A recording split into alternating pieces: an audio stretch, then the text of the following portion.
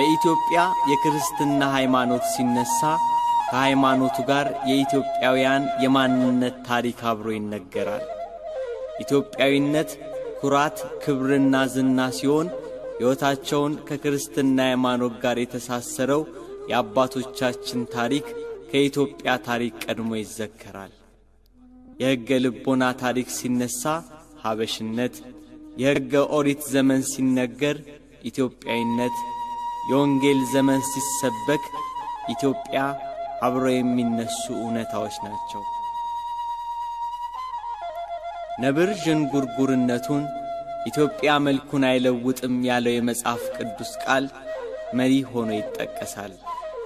ኢትዮጵያዊነት ክርስትና፣ ክርስትና ደግሞ መልክ ናቸው። የማንነት መታያ፣ የሰማያዊ ሀገር መንገድ፣ ተስፋ የምናደርገው ርስት፣ ዘላለማዊ ሕይወት ነው ክርስትና።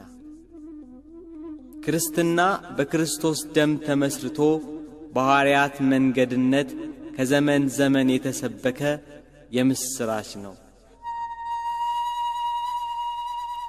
የአባቶቻችን ሀገር ኢትዮጵያ የክርስትና መዲና ናት።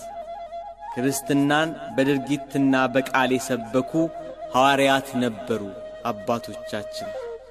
ዛሬ ድረስ ራትና ኩራት የሆነውን ቅርሶቻችንን የተውልን አባቶቻችን ነገሥታት ሰባኪያነ ወንጌል፣ ሐናጼ መቅደስ ነበሩ።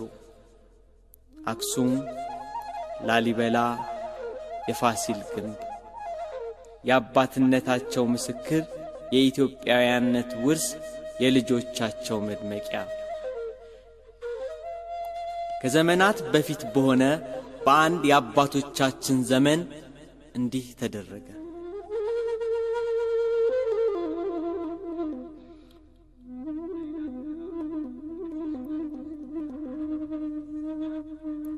የኢትዮጵያ ቤተ መንግሥት ከአክሱም ወደ ላስታ ተዛወረ። በዮዲት ጉዲት ወረራ ተደናግጦ የነበረው ሕዝበ ክርስቲያን በአደባባይ ለአምልኮ ተሰለፈ። ምዕመናን ከተደበቁበት እየወጡ ክርስትናን በአደባባይ ለማስተማር ተነሱ። በዮዲት የፈረሱትና የወደሙት አብያተ ክርስቲያናት፣ የተቃጠሉት መጽሐፍ መልሶ መገንባትና እንደገና መጻፍ ተጀመረ። የክርስቲያኖቹ ኅብረትና ፍቅር የወደመውን አብያተ ክርስቲያንና የተቃጠሉትን መጽሐፍት እንደገና ለማደስ ጥሩ የትብብር መንፈስ ታየ። የነገሥታቱና የመኳንንቱ ልጆች በወጣትነት ዘመን